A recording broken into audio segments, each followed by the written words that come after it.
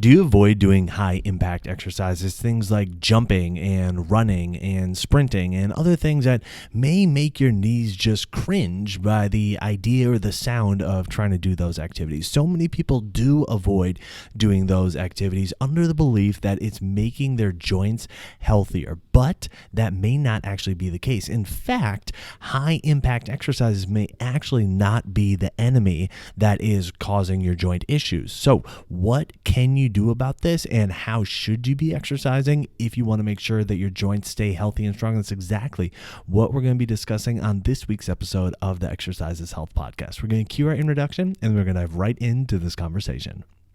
Hey, welcome back, exercisers, to the Exercise is Health podcast, brought to you by Exercise for Life Studios, where we believe that your health is your most valuable asset, and the single best thing that you can do to both boost and protect this asset is exercise. Specifically, exercise is geared towards building the health and function of your muscles.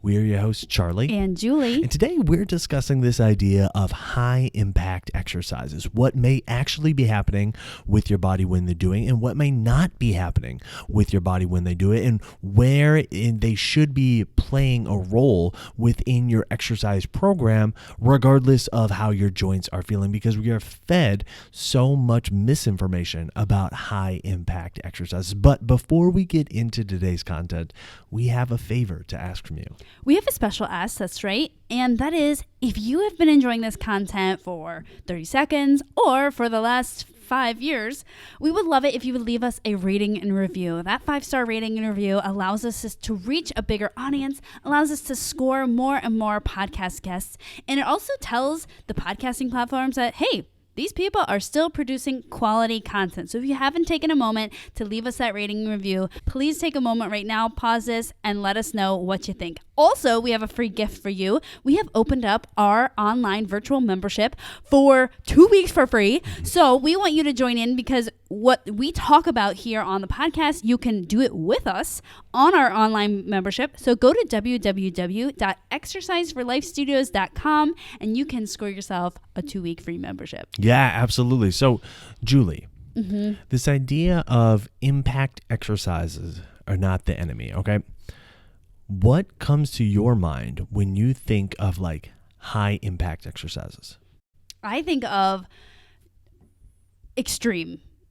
So I think well, my regular brain thinks extreme because I think that's what like the media shows us, like intense athletic movements, or something that looks almost like it's going to lead straight to injury. But my professional brain doesn't necessarily think that.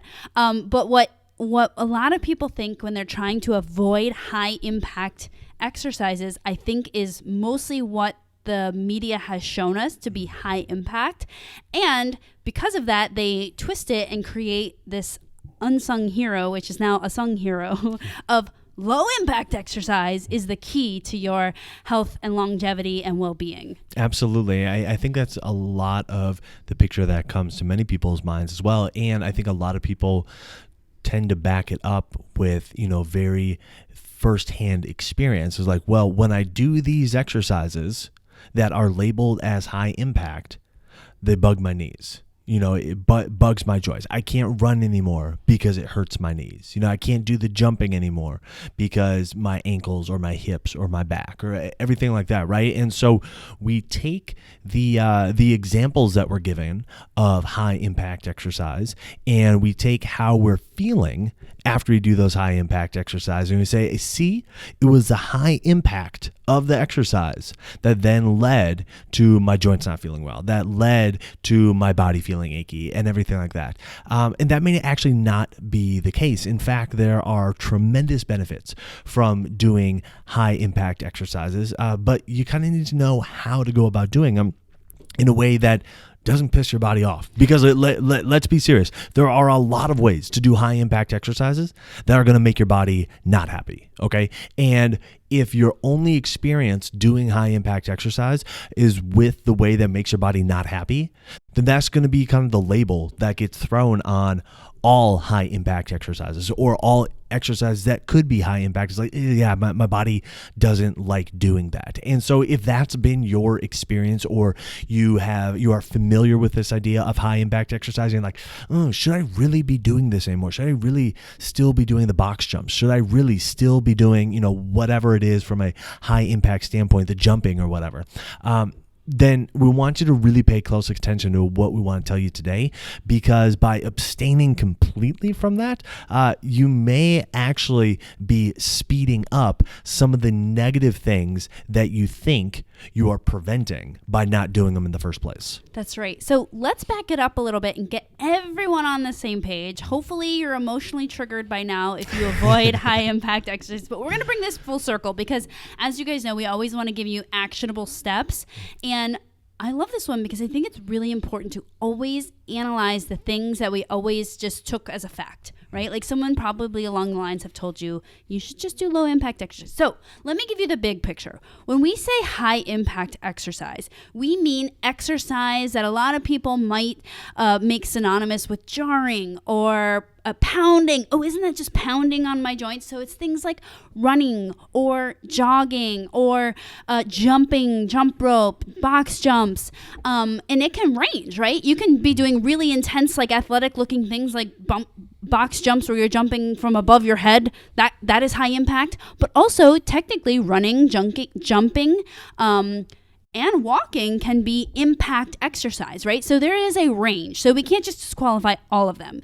And then low impact exercise, like when someone is using marketing terms and saying, oh, you need to do this low impact exercise because now you're over 50, here we go, is going to be things like bar class or Pilates or anything that's like really gentle. Like the elliptical. The elliptical, yes. Biking Swimming. is usually swimming. Those are all low impact exercise. And now you guys know us. We think that there is benefit to almost every type of exercise. You just need to kind of know the ins and outs. So that way we can get the biggest bang for our buck with all the benefits of all the different types of exercise.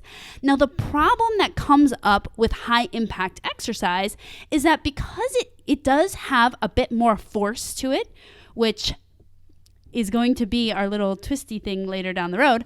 Because it has a little bit of more force to it, a lot of people like to label that thing as the thing that hurt their knee or the thing that hurt their spine, or it's not hurting you at all. You're doing those things and you're like, well, maybe I should stop because it might hurt my thing. It might hurt my knee. Oh, it hurt my friend's knees running, so maybe I should switch from running to elliptical.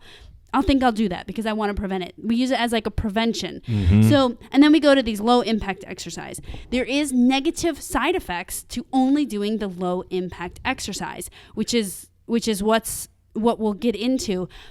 So our first tip is that if you are doing higher impact exercise, you're running, you're doing box jumps, and it is not bothering you. There is nothing in your body telling you to stop. You're not having joint pain. Maybe there's muscle work. As you guys know, muscle work is fine. We're here to work muscles, but there's not pulling. There's not tugging. There's not excessive tightness. There's not anything in your body telling you should stop.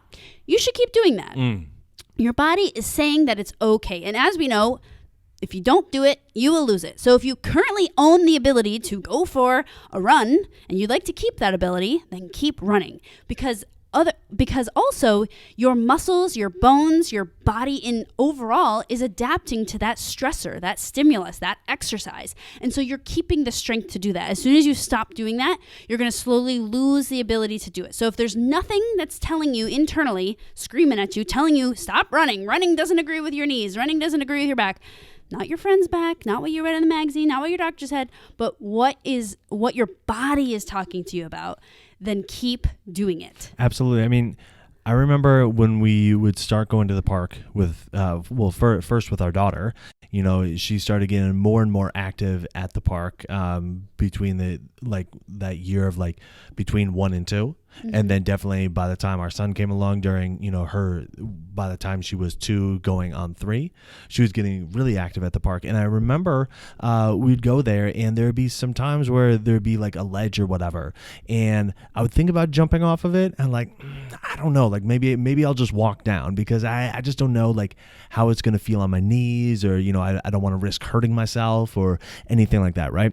And then I found that over time, just, within, over about the course of a year, just not doing that on a regular basis and just having that be the story that I told myself, like, I don't know if I'm going to do that right now because I don't know that I want to hurt myself. I don't know how my body's.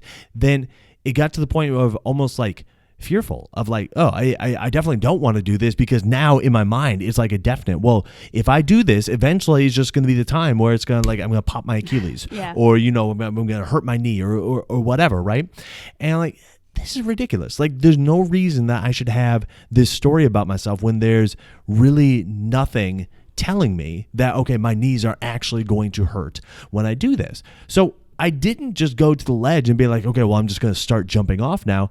I kind of built myself up. I built my confidence up. I proved to myself, just doing, plyometrics and jumping and stuff, within our office here, starting, at lower boxes and then working my way up to higher boxes and stuff, that like, okay, yeah, my body's completely fine. It really just took like a couple weeks of doing that for me to realize, oh yeah, my body's completely fine. I don't have anything to worry about.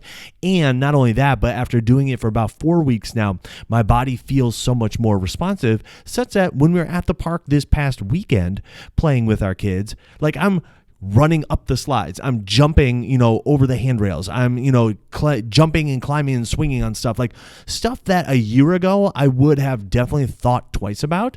Now I'm just like, no, I know my body can do it because I've taken these steps to prove to myself that my body's doing it. I've taken steps to kind of build up my body and my body's capacity in ways that were appropriate for my body. I didn't just sit there and tell myself the story, oh, like I shouldn't do that, or, this is going to be too great of a risk for injury or anything like that. So I guess I add in that story because if you're like me, how I was, where you don't actually have any evidence that it is going to hurt your body, or maybe there was one time where it felt a little funny, you're like, well, I'm not doing that again or whatever. Like maybe it's time to revisit, doing these different activities that there may be, just some stories, some cautionary stories around, and kind of working those activities kind of back into your week, back into your day, because you may be surprised how quickly your body actually responds in a really positive direction and helps you kind of get rid of these stories about what your body can and can't do. And really, Charlie, I love that story because I think that I might be biased in this, but I honestly feel the older that you get, the more that fear comes in quicker, right? Like I've had clients that jog regularly. They're like in their mid 50s.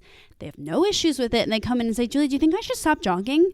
Because my friend told me that they were jogging and it bothered their knees, so then they stopped because it's high impact. I was like, well, the quickest way to make it so that you can't jog is to stop jogging. And honestly, if you are currently doing a higher impact exercise, especially if your body's telling you it's okay, then that is probably the activity that keeps your body feeling younger, healthier, more functional longer than stopping doing it. And when we really think about impact is force. And when we jump or we, go to the ground quickly, it just increases higher force, which your body thrives off of. It is the reason that your muscles and your bones grow. And if we think about the extreme opposite of not having impact or force, that's like when astronauts go to space. They literally have to do exercises so that their bones and muscles do not wither away. Yeah, because that's like the lowest impact possible. Yeah, there is no force there.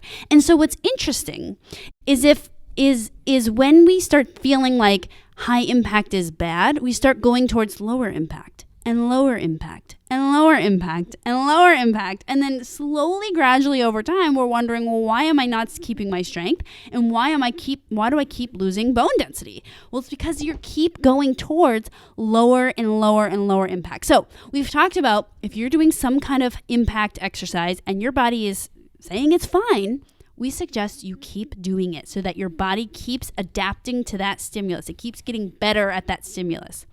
Now, some of you are saying, okay, I do have evidence that, and if it, like the impact exercises I know of is not working for my body. Now what do I do? Let's talk about that next. So usually, let's say you're jogging and you're saying, yeah, every time I jog, I have a knee issue. So I feel like this impacty thing called jogging is causing me a knee issue. You kind of have two options here.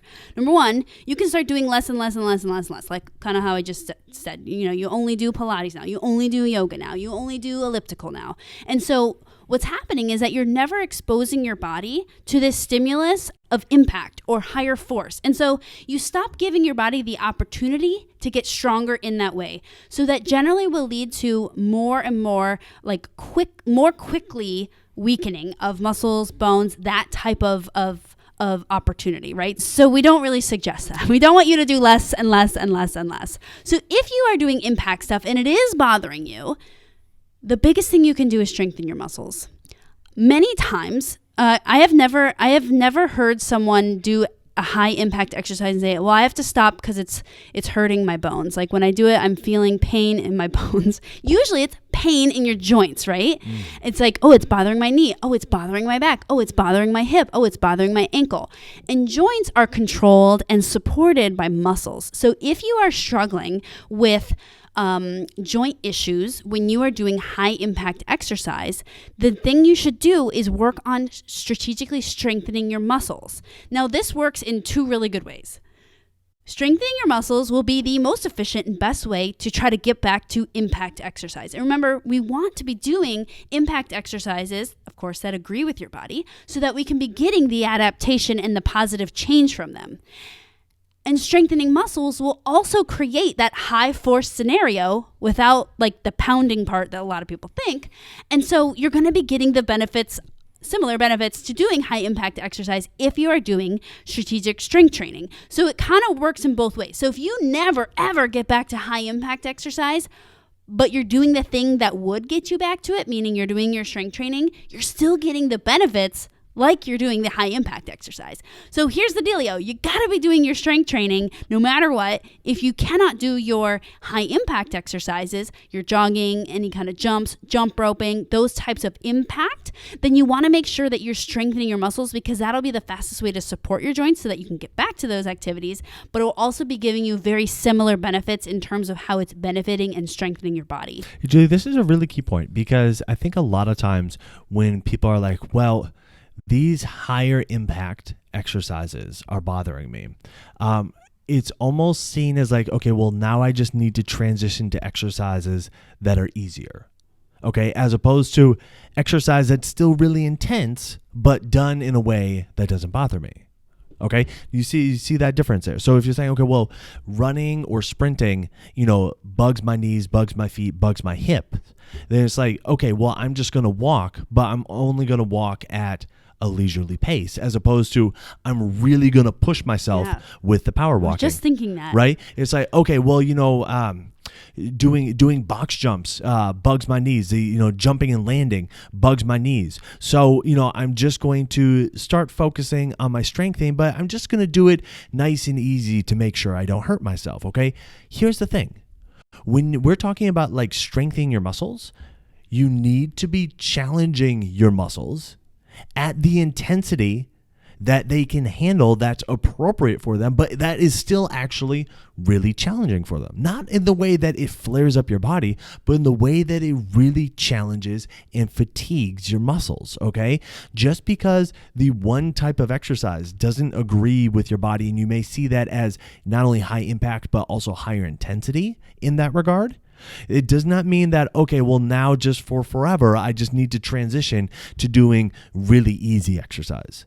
Because aside from being sedentary, doing really low intensity physical activity is probably the second fastest way to lose your strength, lose your bone, lose your muscle mass, just because it's not challenging enough. Okay. So if we're thinking doing nothing is the fastest way, doing really easy activity is kind of the second fastest way. And so it's like there are levels, right? There are steps between doing something that is super intense to the point that it is hurting you and dropping all the way down to the point where you're just above doing nothing, right? There has to be some continuum there. There has to be some levels. And so instead of kind of mentally allowing yourself to go, like, let yourself off the hook of trying to exercise really intensely because the more intense activities, because they're higher impact, have also bothered your joints, you say, well, I'm going to try to keep that intensity, but just do activities that don't bother my joints, whether it's, more intensity with swimming, more intensity with the strength training, okay, and really challenging your muscles, really strengthening your body. Then what you also need to be open to is the idea that, okay, well, as my body gets stronger, I may actually be able to go back to running. I may actually be able to go back to jumping and not have it feel like it's taking the toll on my body that it currently is, because my body's stronger, because my body is more capable, because my abilities have increased through strengthening my muscles. Charlie, there's 2 points I want to talk about here. This progression idea, so important. Mm-hmm. And number 2 is like the labeling of like, I don't jump or I don't run. But it's saying like, hey, wherever you are, if you are taking the next step, then that is great, because your body doesn't adapt in a positive way to a lesser environment. You know what I'm saying? Like, have you ever heard, like, Charlie and I do a lot of studying about business because we own a business. And they always say, like, you are the sum of, like, the 5 people that you hang out with. So make sure that you're hanging out with people that are, you know, they have strengths that might be different than you, or they're pushing you in some great way. But if you hang out with people that are telling you, like, yeah, owning a business is a joke, it's not worth it, you know, stop telling people to exercise, you're never going to get them to exercise, then we might start believing that, right? So you always want to be in an environment that, like, enhances you. For exercise, the environment that enhances your body is making sure that it is challenged when you exercise. A lot of times when we have, you know, these issues of a knee issue or a shoulder issue, then we choose a low impact exercise and couple it with easy, right? Like Charlie was saying, hey, running doesn't work for me, so I walk leisurely. There are steps between there, right? You could do, you know, a power walk. You could go on the treadmill and try an incline walk. Or you could figure out, like, I've had to teach a lot of people how to actually jog. Like, they think the only version of jogging is really running. And I'm like, no, you can actually do a jog and still get that impact. So opening up. I also want to add, I thought you were going to go somewhere else when you're saying you have to teach people how to jog, because most people's mechanics when they jog are actually inducive to them being injured. Yeah. And so they think the way to jog is the only way they've ever known how to jog. They've never actually been taught how to jog. And so just by switching their mechanics, now all of a sudden they can do this activity and it's not so bothersome. I thought that's where you were going to go, but I think that means it's another valid point. Yes, yeah. Well, just thinking of one client I worked with probably last month. She was having issues with her hips when she was jogging, and I wanted to see what she did with her jog, and her stride was always the same. Like, she always kept the stride the same. So I was like, hey, well, why don't we try a shorter stride? And now she can get back to jogging, allow her muscles to get stronger like that, and now she's back to her regular stride. So anyways, if you are thinking about your exercise long term, we want to make sure we're preserving as many exercises as possible, even the high impact ones. Low impact is not the hero. In fact, a lot of times low impact will lead you down the path of losing muscle mass and bone mass faster than if you were to work to keep the high impact. Of course, we always want you listening to your body and making sure that you're responding to the signals that it's giving you, and at the same time, not using low impact as a precautionary tool. Using low impact when you need to, and not necessarily saying low impact has to be easy. You can do really heavy resistance training with low impact, but we want to make sure that we have high force on your body so that we're constantly telling it to keep all the amazing stuff that it has. We're keeping the bone tissue, we're keeping that muscle tissue, and we're keeping that conditioning so that you're able to do the stuff that you want to do in your life in the long term. So how can you keep the forces on your body, like you're talking about, Julie? How can you keep this kind of high impact throughout your system, but do so in a way that does not feel like it's breaking your body down? Well, we definitely talked about, strengthening your muscles, using our 4 exercise for life principles when you do your strength training, when you do your resistance training. But we also created a program called Purposeful Plyometrics in the Exercise for Life membership. And that really is designed to teach people who may not be super accustomed to jumping or, a lot of the plyometrics work, how to work themselves into it by really focusing on the fundamentals and making sure that the exercises, the plyometrics exercises actually stay super appropriate for their body. Okay. So if this is something that you would like to try out, you can absolutely for free.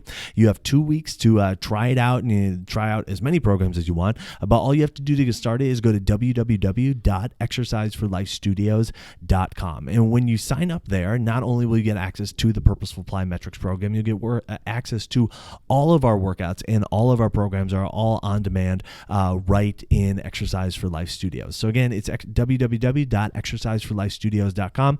You can get get started for free today. Check out that Purposeful Plyometrics program because that's a really unique one that not many people who are accustomed to plyometrics have tried it in that manner. And many people who have abstained from plyometrics because they're like, oh, it's going to be too much on my joints. It actually will help to build back the strength and the health, not only of your muscles, but of your joints. And you find out, oh yeah, I actually can move in this way. And it's not as detrimental or detrimental at all on my body as I once thought it would be. So who do you know that needs to hear this episode? Who do you know that is really cautious about doing high impact exercise because of how it feels on their joints? Share this episode with them so they can understand that the impact may actually not be the enemy, and the enemy that they may be trying to avoid is low impact. But by abstaining from high impact, they may be actually walking closer and closer to that enemy of losing muscle strength, losing muscle mass, and losing bone density. So share this episode with them so they know what to do so they can avoid that at all costs. And while you're online, head on over to Apple Podcasts and leave us a rating and review. It helps people find our podcast when they're looking for information on exercise and they're looking for information on health. So if you found value in this conversation today, let us know by leaving us that 5-star rating and review. Well, thanks so much for tuning in. We always appreciate it. Have a fantastic week. We'll talk with you all next week. This podcast is for information purposes only. The statements and views on this podcast are not medical advice. This podcast, including Julie and Charlie Gates, disclaim responsibility for any possible adverse effects from the use of information contained herein. Opinions of guests are their own, and this podcast does not endorse or accept responsibility for statements made by guests. This podcast does not make any representations or warranties about guest qualifications or credibility. This podcast may contain paid endorsements or advertisements for products or services. Individuals on this podcast may have a direct or indirect financial interest in products or services referred to herein. If you think you have a medical issue, consult a licensed physician.